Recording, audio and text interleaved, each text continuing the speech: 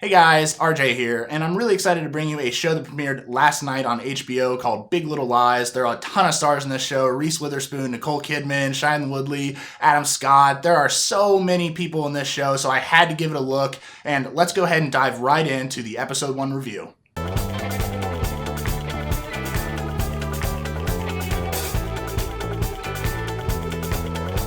Hey guys, just as always, a spoiler warning. If you have not seen episode 1 of Big Little Lies, please turn off this review, go watch it on HBO, come back here, then we'll go over it. So now that's out of the way, let's go ahead and dive into the plot of this first episode of Big Little Lies. I thought there was a lot to take in. I did not particularly like the opening scene. It made me really dizzy. There was a lot of spinning around, a lot of cop lights. It seemed very generic for a murder mystery opening, and maybe they were going for a little bit of sarcasm on that tone, but it didn't seem like it to me. It seemed like it was really heavy set. And there's just too much camera movement there and, out of focus. And I don't understand why, because the rest of the scenes in this show for the first episode were fantastic. So I'm just going to knock it on that first. The opening bit, it really made me nauseous. I'm kind of susceptible to that if there's a lot of camera shaky movement. That made me a little bit nauseous. Besides that, though, let's keep going. We have no idea who's sitting in the chair watching the policeman come up.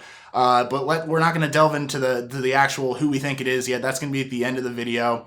We have, Reese Witherspoon is this super powerful mom. She helps run a ton of things. She's in everybody's business all the time. And then to counter her, you have Nicole Kidman, who kind of seems to keep to herself a little bit more, but is clearly right along with Madeline Martha McKenzie. They're BFFs, it kind of seems like. And then Shailene Woodley is basically the new character in the show. She kind of, I'm guessing it's the one that kind of offsets the balance of this Monterey town that's, been going on for however long. And it's a murder mystery of white collar crime. Okay, I mean, there's these things that happen in every town. My mom lives in a small town, and everybody knows absolutely everything about everyone's business. I'm not down for that, but that's pretty much what this show is about. You're learning all of these things, these hidden secrets, these hidden traits about these characters, and they do a good job of it in this first episode. Point being, there's some great moments, like one where Shailene Woodley and Nicole Kidman and Reese Witherspoon are sitting at that diner. After they dropped their kids off, they went to hang out, and they're sitting there, and I'm really curious as to the look that Jane and Celeste end up sharing at that table. I think it's really strange. I don't know if that was supposed to be like a physical attraction or just like a spiritual attraction. If it was an attraction, because then there's the other side. I don't know if it was that, or they're already suspicious of one another, or there could be the fact that, as far as we can tell in this first episode, it seems like Celeste's husband, Perry, seems to be a little bit abusive, right? He kind of snapped on her when he ends up hearing about the girl that gets choked, and he says you have to keep the boys away, and he grabs her, and clearly there's some crazy going on there. And anyone that is gushy like they are around each other after 5 years, and they make that joke a ton, like so many different times within the interviews that they're doing. And anyone that's still gushy over their wife to this level is clearly doing something wrong, either cheating, beating her up, or something. I think it's really weird, obviously, and that's what all the supporting cast ends up saying in these interviews is there's a time limit to this, and I have to agree with them at least. You have that. I'm not sure what their connection is, but then on top of that, you have some really cool imagery that we get to deal with where Jane is dreaming, and we end up seeing this woman in a blue dress that we have no idea about. I'm curious, who is she? I have no idea who that is. We haven't been given any hints as to who that might be. Just an actual image of her running, and then she's running on the beach and she's chasing this girl in the blue dress. And then we see her again in the house when she's laying there, at the end of the episode where Ziggy's asleep and ends up sleepwalking out. And that has its own things. Let's go ahead and dive into that right now. And my girlfriend is actually a middle school teacher. So the fact that this teacher pulls all these kids out in a circle and then decides to try to start laying out judgment and stuff to individual kids in front of everyone else's kids and their parents and anyone that's grandma and grandpa that have come to see their kids or pick up their kids, I guess, after the first day of school. And she ends up openly accusing a kid of doing a crime when, one, she wasn't there to see it, and two, there are no witnesses, and three, there's tons of people around. This is not the way you handle this. And I agree with Reese Witherspoon on this one. Obviously there's there's a victim here, and I totally understand that, and you have to, do the investigation, push yourself forward, but that should be done behind the scenes. You don't call out kids like that in front of other people. And so I do understand why people are, ticked off at each other after this. And I definitely think there's some weird circumstances surrounding Ziggy and this girl.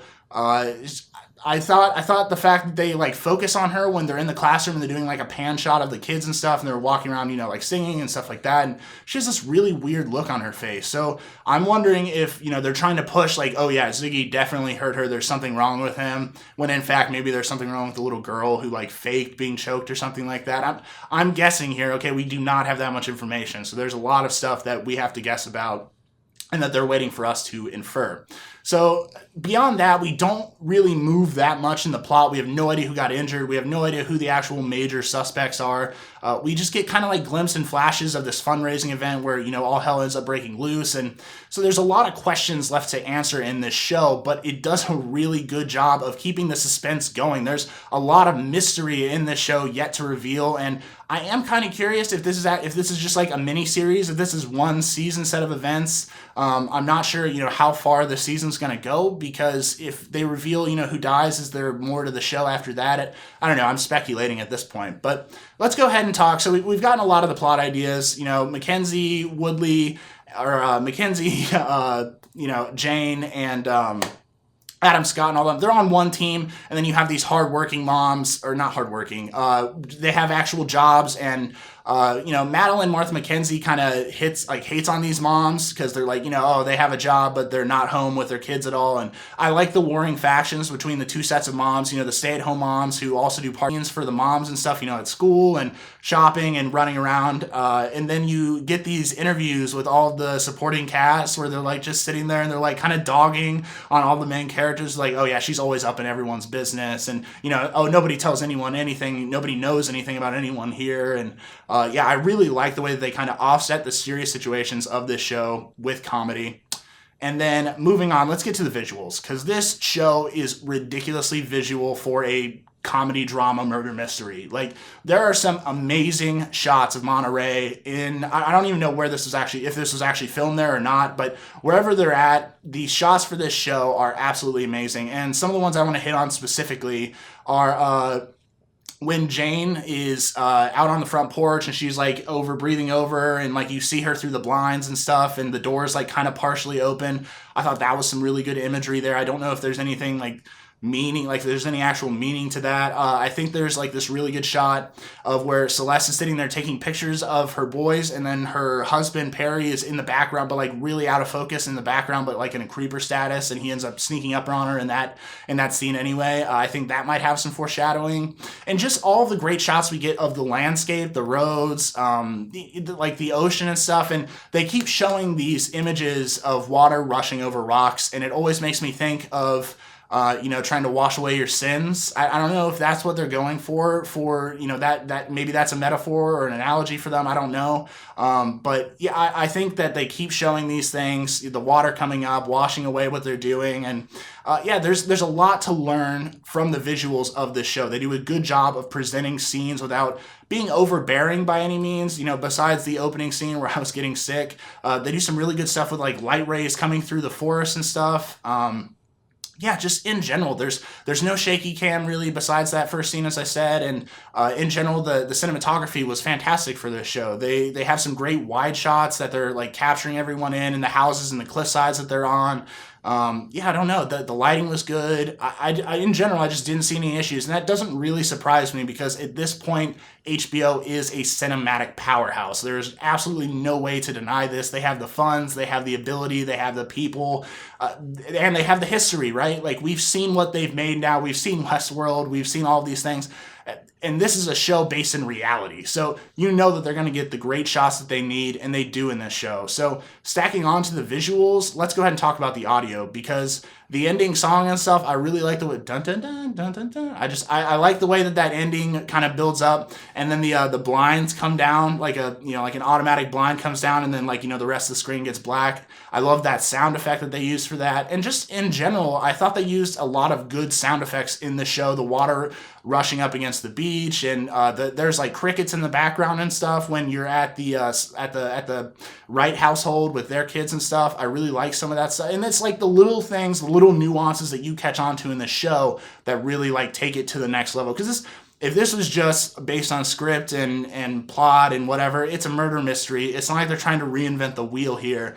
I think the extra special part is, one, the characters and the actors portraying them are doing a really great job. Like, Adam Scott so far has ridiculously surprised me. I haven't liked him when he's been a bad character in some shows, but I also haven't liked him when he's a great character either. I loved him in Parks and Rec, obviously, and some of the other shows he's been in, but I think some of them he kind of goes a little too far.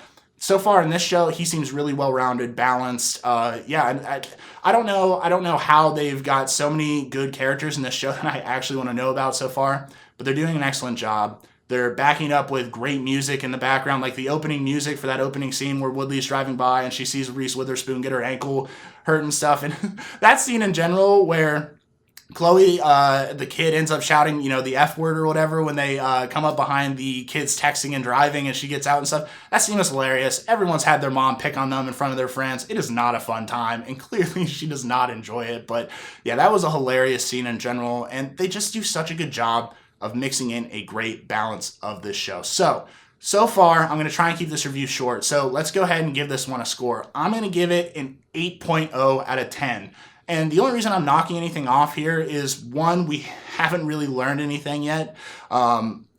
We don't even know anything about the lead investigator. I don't know if she's supposed to be the chief of police for this area or the lead investigator for the case, the lady flipping her lighter all the time and standing outside of the interviews. I want to know more about her. But yeah, I'm giving it an 8 out of 10 because we haven't really gotten that much information yet. And I know we're going to, and they have to do this slow build to build suspense. But yeah, I'd say an 8 out of 10.